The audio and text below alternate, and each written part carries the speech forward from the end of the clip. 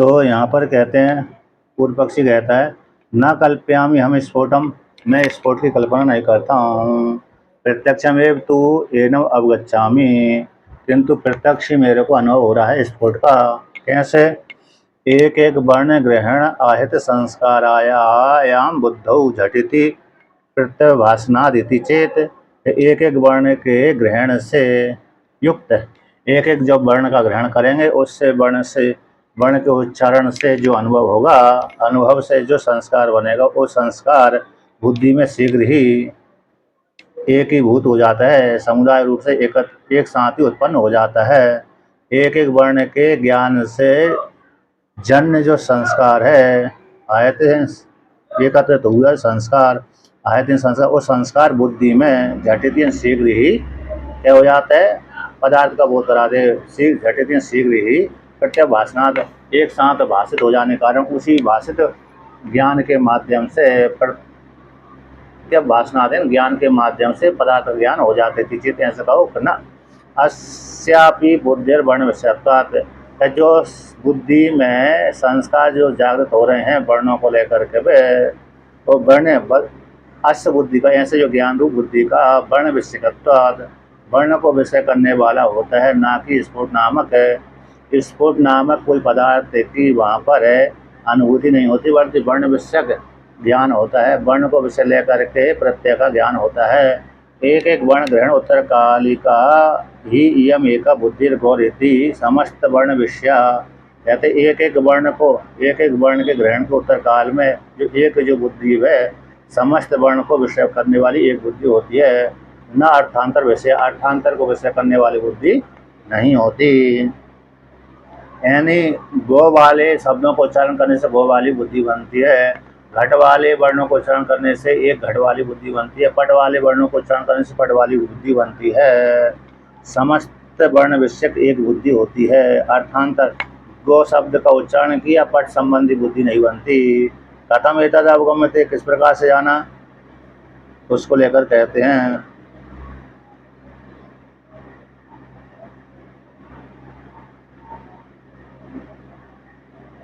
यहाँ पर कहा है तस्याम, उस संविधा में जो अर्थ भाषत है सब अर्थ रूप बुद्धि तत्र वहीं पर प्रमाण है। एकम पदमिति, एक पद है बुद्धि में वर्ण ही, एक पद है बुद्धि में वर्ण ही स्फुरन होते हैं, न स्फोट न अतिरिक्त स्फोट, स्फोट नामक पदार्थ उत्पन्न नहीं होता। न सा स्फोट प्रमाणम, यह वर्ण विषयक जो बुद्धि है, इस सब बुद्धि स्फोट में प्रमाण नहीं है। इस प्रकार से वर्ण किया, तो इसलिए तो कैसे जाना गया कि वो वर्ण विषयक बुद्धि ही बनती है, अर्थांतर विषय नहीं बनती, यानी स्फोट नामक बुद्धि नहीं बनती। यह तो अस्याम अपि बुद्धहु गकारादयो वर्ण अनुवर्तते, जिस बुद्धि में जो गो आदि शब्द हैं, तो गो आदि शब्द है तो गकार आदि वर्ण ही अनुवर्तन करते हैं, ना तो दकार आदय, जिस वर्ण का, जिस विषय का हमने उच्चारण किया है, अतः जो अरे गो शब्द, गो पद उच्चारण किया तो गो पद में गकार का ही अनुवर्तन होता है, गकार आदि का अनुवर्तन होता है, दकार आदि का अनुवर्तन नहीं होता। यदि यदि अस्य बुद्धिर गकार आदि भ्यो अर्थांतरम स्फोट विषय स्यात्, तो ततो दकारादय इव गकारादयो अपि अस्य बुद्धिर व्यावर्तिरन। यदि कहते हैं अस्य बुद्धि का गकार आदियों से भिन्न अर्थांतर स्फोटक नामक विषय होता, स्फोट नामक विषय होता, तब तो दकार आदि, जैसे गो शब्द कहने से गकार आदि रे गकार आदि उच्चारण होते हैं, अनुवर्तन करते, उसी प्रकार दकार आदि भी अनुवर्तन होंगे। अस्य बुद्धि में दकार आदि का भी व्यावर्तन हो जाएगा, यानी अनुवर्तन हो जाएगा, किंतु ऐसा नहीं होता है। जैसे गकार आदि उच्चारण करने से स्फोट नामक विषय बन जाता है, उस स्फोट के माध्यम से जैसे गकार आदि ज्ञान होता है, उसी प्रकार से दकार आदि का भी अनुवर्तन होने लगेगा, किंतु ऐसा होता नहीं है। अब कहते हैं,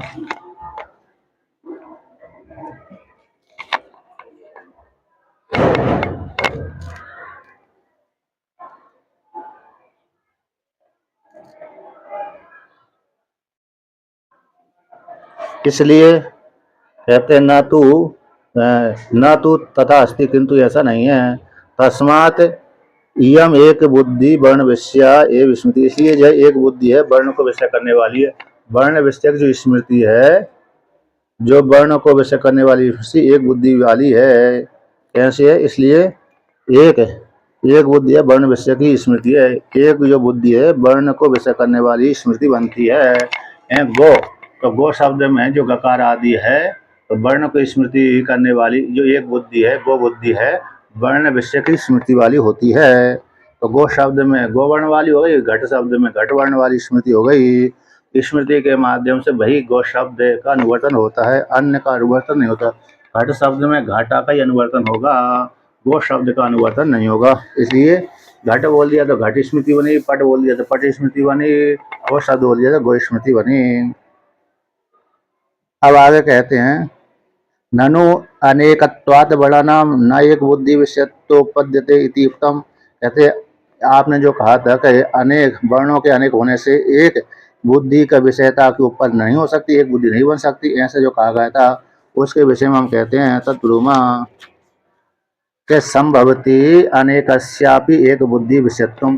संभव के अनेकों का भी एक बुद्धि के विषय बन जाते हैं। संभव हो जाते हैं, अनेक का भी एक बुद्धि, अनेक वस्तु का भी एक बुद्धि के विषय बन जाते हैं। जैसे पंक्तिर वनम सेना दस शतम शेषम इत्यादि दर्शनात्। अब पंक्ति जैसे पक्षियों की पंक्ति होती है, उसमें 100 भी हो सकते हैं, 200 भी हो सकते हैं, तो बहुत से होने पर भी एक बुद्धि के विषय बन जाते हैं। देखो पक्षी जा रहे हैं, वनम वन कह देने से वन एक बुद्धि का विषय बन गया, लेकिन हजारों लाखों संख्या में वृक्ष रहते हैं उसमें।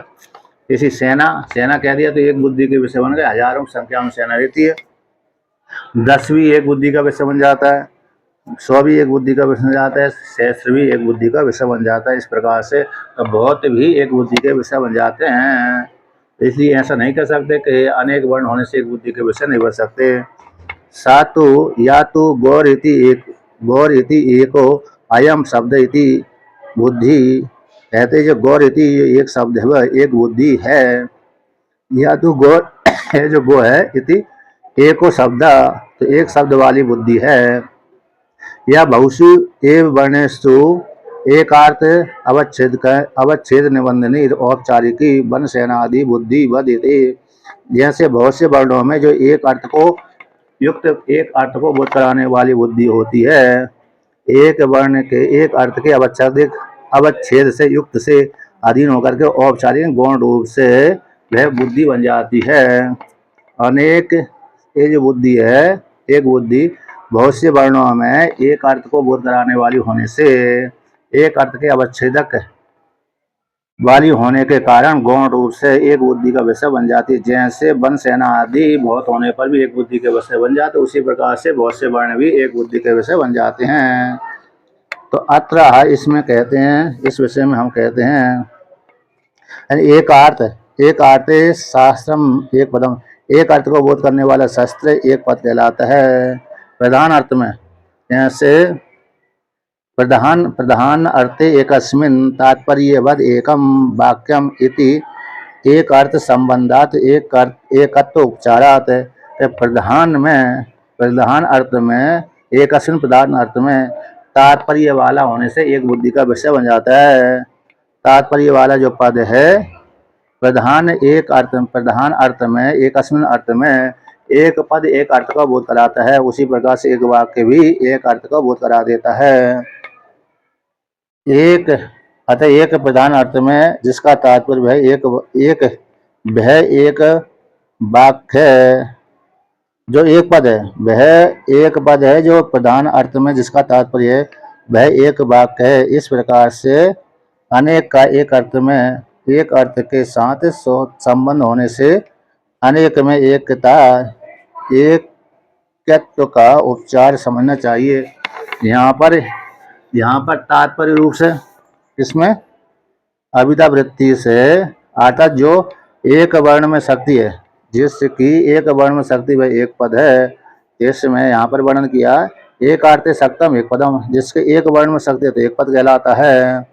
अन्य अविद्या वृत्ति से जो एक वर्ण का वाचक है, अविद्या वृत्ति से जो एक अर्थ का वाचक है वह एक पद है। अविद्या वृत्ति से जो एक एक अर्थ का वाचक होता है वो इसको एक पद कहते हैं। इस प्रकार एक प्रधान अर्थ में जिसका तात्पर्य है, एक प्रधान अर्थ में जिसका तात्पर्य हो वह एक वाक्य कहलाता है। इस प्रकार से अनेक का भी एक वर्ण के साथ संबंध होने से अनेक में एकत्व का उपचार समझना चाहिए। जहाँ पर कैसे एक एक अर्थ का बोध कराने में, एक अर्थ में जहाँ पर शक्ति है उसको एक पद कहते हैं, और जहाँ पर प्रधान अर्थ में तात्पर्य होता है वो एक वाक्य कहलाता है। इस प्रकार से एक अर्थ सक्तम एक पदम, तो एक अर्थ का बोध कराने में जहाँ पर एक पद है तो वो एक पद कहलाता है। एक अर्थ का बोध कराने वाला हो तो वहाँ पर जिसमें एक पद में शक्ति वृत्ति हो, जिससे एक अर्थ का बोध कराता हो उसको एक पद कहते हैं। और जहाँ पर प्रधान अर्थ में जिसका तात्पर्य हो उसको वाक्य बोलते हैं। इन वाक्य किसको कहेंगे? जहाँ पर एक प्रधान अर्थ का बोध करा दे उसको वाक्य बोलेंगे, जहाँ पर एक अर्थ का बोध करा दे वहाँ पर पद कहते हैं। इसलिए एक अर्थ के साथ संबंध हो जाने से, एक विषय के साथ संबंध होने से एकत्व उपचार बहुत वर्णों का एक अर्थ के साथ संबंध होने से, एक अर्थ का बोध कराने वाले होने से एकत्व एक बुद्धि का उपचार रूप से प्रयोग कर दिया जाता है। इस प्रकार से अब आगे कहते हैं अत्र यदि वर्ण एव सामस्तेन अनेक बुद्धि विषयताम आपद्यमानः तो पदमसु यदि ये वर्ण ही समष्टि रूप से एक बुद्धि विषयता को प्राप्त होती है पद कहलाएंगे।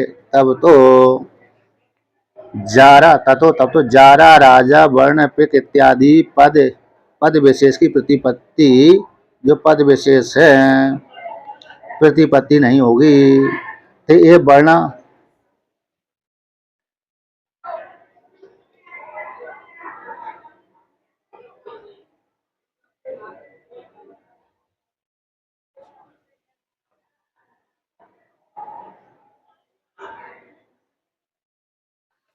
तो इस प्रकार से कहते हैं यदि वर्ण ही समष्टि रूप से एक बुद्धि की विषयता को प्राप्त करेंगे तो वो प्राप्त होती पद कहलाएंगे। तब तो जारा राजा कपि पिक इत्यादि पद विशेष की प्रतिपत्ति नहीं होना चाहिए। ते एव इति वर्ण इतरत्र च प्रत्यभाषन्ते, कहते वे ही जो वर्ण हैं इतर में भी उनका ही भाष होता है। तो इस प्रकार से ऐसी प्राप्ति हो जाने पर इस पर हम कहते हैं अत्र वदामा यत् सत्यपि समस्त वर्ण प्रत्यवमर्शे यतः कर्म अनुरोधिन्या एव पिपीलिका पंक्ति बुद्धिम आरोहन्ति। यदि शब्दों में सब वर्णों का भान होता है तो भी जैसे क्रम के अनुसार यह सत्यपि समस्त वर्णों में प्रत्यवमर्शे, समस्त वर्णों में प्रत्यय का ज्ञान होने पर यथा जिस प्रकार से क्रम अनुरोधन्या, क्रम की अनुरोध करने वाली जैसे पिपीलिका एक क्रम से चलती हैं, चींटियां जैसे पंक्ति बना करके चलती हैं, उसी प्रकार से क्रम से वर्णों का जब उच्चारण होता है तो एक बुद्धि को आरोहण करते हैं, बुद्धि को आरोहण करती रहती हैं क्रम पूर्वक। एवं क्रम अनुरोधनी, जो क्रम को अनुरोध करने वाले वर्ण ही पद बुद्धि को आरोक्षंती, पद बुद्धि को क्या करते हैं? ग्रहण कराते हैं।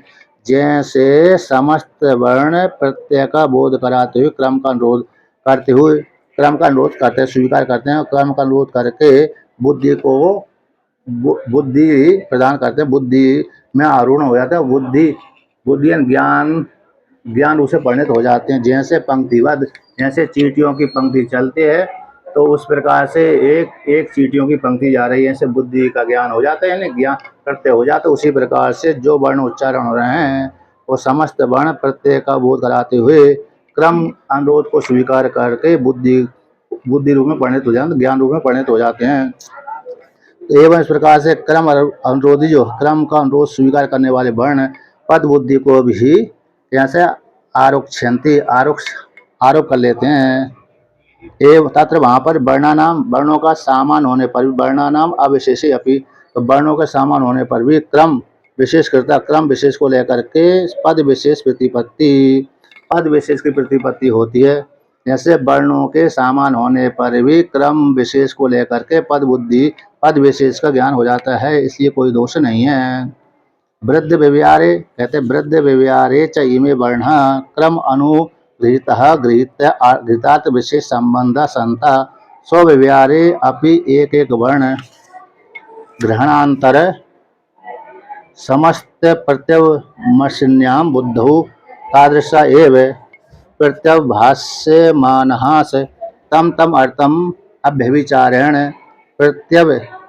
प्रत्ययिष्यन्ति इति वर्णवादिनो लगी ऐसी कल्पना। जैसे कहते हैं वृद्ध व्यवहार में च ईमे वर्ण, जब वृद्धों का व्यवहार किया जाता है तो वृद्ध व्यवहार में जो ईमे वर्ण क्रम के द्वारा अनुगृहित होती है, और गृहित अर्थ जो क्रम के द्वारा जो वर्ण गृहित हो रहे हैं उनके द्वारा जन्य गृहित अर्थ विशेष संबंध होता है। उस वर्णों का विशेष अर्थ के साथ संबंध होते हुए स्व व्यवहार में, अपने व्यवहार में एक एक वर्ण जो एक एक वर्ण है वो वर्ण के ग्रहण के अंतर समष्टि रूप से समस्त रूप से प्रत्यवमर्शनी, तो समष्टि रूप से प्रत्यय को बोध कराने वाली बुद्धि में उसी प्रकार से ही प्रत्यवभासमान, उसी प्रकार से जैसे जैसे वर्ण सुने उसी प्रकार से उस वर्णों को सुन करके बुद्धि में उस शब्द का जन्य जो ज्ञान के द्वारा वो विषय का ज्ञान हो जाता है। तो ज्ञान के द्वारा वो विषय और विषय का है, तो बुद्धि में तादृश उस प्रकार से प्रत्यय भाषित होता हुआ तम उस अर्थ को अव्यभिचार रूप से प्रत्यायिष्यन्ति, वो वर्ण तत्त रूप से उसी अर्थ को बोध कराते हैं। तो वर्णवादियों के द्वारा एक कल्पना लगी ऐसी सरल है, किंतु कहते अर्थात वर्णवादियों की कल्पना सरल है। वर्णों को वृद्ध व्यवहार जब शब्द का प्रयोग करता है तो शब्द क्रम के अनुरूप है, तो बुद्धि में उस प्रकार के वर्णों से जन्य जो अर्थ का ज्ञान हो जाता है। उस अर्थ का ज्ञान हो जाने के पश्चात वो ज्ञान के माध्यम से विषय के साथ संबंध बनाता हुआ विषय का ज्ञान हो जाता है। तो यहाँ पर शब्द से जन्य ज्ञान के द्वारा ज्ञान का विषय के साथ संबंध बना करके विषय ज्ञान हो जाता है। अब किंतु स्फुटवादी न्यास्तु दृष्ट हानि अदृष्ट कल्पना चाह, तो स्फुटवादी के वर्ण के उच्चारण करने से संस्कार बना, संस्कार से फिर क्या बना, स्फुट बना, स्फुट के माध्यम से फिर अर्थ का ज्ञान होगा। तो स्फुट नामक जो स्वतंत्र अलग पदार्थ है वो ज्यादा है, तो दृष्ट की हानि हो गई, यानी जो वर्ण के उच्चारण करने से सीधा सीधा ज्ञान हो रहा है तो उसकी हानि हो गई। और अदृष्ट की कल्पना, एक स्फुट नामक पदार्थ की स्वतंत्र कल्पना करना पड़ रही है इस प्रकार से। तो यथा उसी कहते हैं वर्णश्च इमे क्रमेण गृह्यमाणः स्फोटम व्यंजयन्ति, तो ये जो वर्ण हैं क्रम से गृहीत होते हुए स्फोट नामक पदार्थ को ग्रहण करते हैं, व्यक्त करते हैं। और स स्फोट अर्थम व्यनक्ति, वह स्फोट नामक स्फोट अर्थ को व्यनक्ति बोध कराएगा। इस प्रकार से गरीयसी कल्पना, वर्ण जब गृहीत होंगे उनसे स्फोट नामक पदार्थ उत्पन्न होगा, तो स्फोट के माध्यम से अर्थ का ज्ञान होगा। तो ये जो कल्पना ज्यादा है, तो इसमें सीधा वर्ण के द्वारा विषय के साथ सीधा प्रत्यय होगा, और प्रत्यय के माध्यम से सीधा सीधा विषय का ज्ञान हो रहा है। यहाँ पर वर्ण के माध्यम से प्रत्यय के माध्यम से स्फोट के माध्यम से अर्थ का ज्ञान तो ज्यादा हो रहा है स्फोट नामक है। उसी को और कहते हैं अतापि नाम प्रति उच्चारणम अन्य अन्य वर्णसु, कहते हैं नाम के उच्चारण में अन्य अन्य वर्ण होते हैं। तथापि प्रतिविज्ञा आलम्बन भावेन वर्ण सामान्यानाम अवश्य अभ्युगंतत्वात् गंतव्यत्वात्, कहते प्रत्येक नाम के उच्चारण में अन्य अन्य वर्ण होते हैं, तथापि फिर भी प्रतिविज्ञा के आलम्बन होने से प्रतिविज्ञा का आलम्बन होने से अवश्य रूप से सामान्य रूप से स्वीकार कर लेना चाहिए, है ना। अवश्य वही वर्ण है, इस प्रकार से वर्णों का प्रतिविज्ञा होने से वही वर्ण है, या वर्णेषु अर्थ प्रतिपादन प्रक्रिया रचता, जो वर्ण को उच्चारण करने से अर्थ के प्रतिपादन की प्रक्रिया, अर्थ यानी विषय के प्रतिपादन की प्रक्रिया उन वर्णों के माध्यम से रची जाती है। सब प्रक्रिया सामान्येषु संचारितव्या। यह प्रक्रिया वर्णों के उच्चारण करने से जो अर्थ की प्रक्रिया रची है वो सामान्य वर्णों में संचार कर लेना चाहिए, स्वीकार कर लेना चाहिए। यानी वर्णों में अर्थ के प्रतिपादन की जो प्रक्रिया है, प्रक्रिया की रचना की गई है, सब है जो प्रक्रिया की रचना सामान्य रूप से सारे वर्णों में संचार स्वीकार कर लेना चाहिए। तो वर्णों के माध्यम से मिला करके एक क्रम के अनुरोध स्वीकार करके और बुद्धि में वो सारे संस्कार बैठ जाते हैं, बुद्धि में शीघ्र ही वो वर्ण को सुन करके अर्थ का बोध हो जाता है। ज्ञान शब्द से जन्य ज्ञान, ज्ञान के माध्यम से अर्थ के साथ संबंध होकर उस अर्थ का बोध हो जाएगा। शब्द के जैसे वर्ण उच्चारण किए तो वर्ण उच्चारण करने से बुद्धि में क्रम के अनुरोध स्वीकार करते बुद्धि में उस पद का ज्ञान, पद के माध्यम से अर्थ का ज्ञान, अर्थ का ज्ञान हो जाने पर व्यक्ति विहार आदि करने लगता है। तो शब्द श्रवण किया, शब्द का उच्चारण किया, शब्द रूप वर्ण का उच्चारण किया, तो वर्ण के उच्चारण होने से बुद्धि में क्रम पूर्वक उस शब्द रूप वर्ण का सुनकर ज्ञान हो गया और ज्ञान के द्वारा और ज्ञान का उस विषय के साथ संबंध है, उस संबंध के माध्यम से उस विषय का ज्ञान हो जाता है। इस प्रकार से तो पहले व्यक्ति शब्द का उच्चारण, वर्ण का उच्चारण करेगा, वर्ण के उच्चारण से ज्ञान होगा, ज्ञान के माध्यम से ज्ञान विषय के साथ संबंध है, तो विषय के साथ संबंध होने से वो व्यक्ति को उस विषय का ज्ञान हो जाता है। इस प्रकार से ततश्च उसी प्रकार से नित्यभ्य शब्देभ्य देवादि व्यक्ति नाम प्रभव, इसे उस नित्य वैदिक शब्दों से देवादि जो व्यक्तियों हैं जाति पूर्वक व्यक्तियों की उत्पत्ति होती है। इति अवृद्धम, कोई दोष नहीं है। जो नित्य वैदिक शब्दों से देवादि व्यक्तियों की उत्पत्ति होती है निमित्त कारण पूर्वक। उपादान कारण तो ब्रह्म है, निमित्त कारण कौन है? अरे वेद है। इस प्रकार से वर्णन किया, यानी वैदिक नित्य शब्दों से जगत की उत्पत्ति होती है निमित्त कारण पूर्वक है। और ब्रह्म से क्या होती है? उपादान कारण पूर्वक। ब्रह्म जगत की वृत्ति उपादान कारण है और वैदिक जो शब्द है वो निमित्त कारण बनते हैं। इस प्रकार से वेद वाक्यों से जगत की उत्पत्ति होती है। अतएव च नित्यत्वम, इस हेतु से भी यानी देवादि जगत की वेद शब्द से प्रवत्वात, देवादि जगत की उत्पत्ति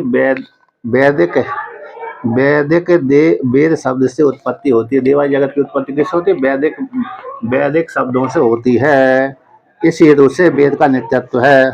नित्यत्वम च संभवम, नित्यत्वम च अजन्यत्वम, नित्यत्वम अजन्यत्वम, तो नित्यत्व में अजन्यत्व। इस हेतु से देवादि जो जगत है वैदिक मंत्रों से होता है। देवादि जगत की उत्पत्ति जो है नित्य वैदिक शब्दों से होती है, इसलिए वेद कैसे अजन्य है। यानी वेद की किसी ऋषि के द्वारा, किसी पुरुष के द्वारा इसकी उत्पत्ति नहीं हुई।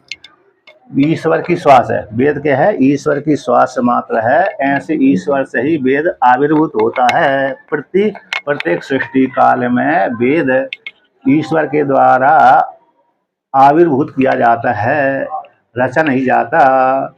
इसलिए किसी ऋषि के द्वारा ये रचना नहीं है। इसलिए ऐसे वैदिक शब्दों से ही देवादि जगत की उत्पत्ति होती है। इसलिए तो उसे वेद कैसा नित्य है, इस प्रकार से वर्णन किया।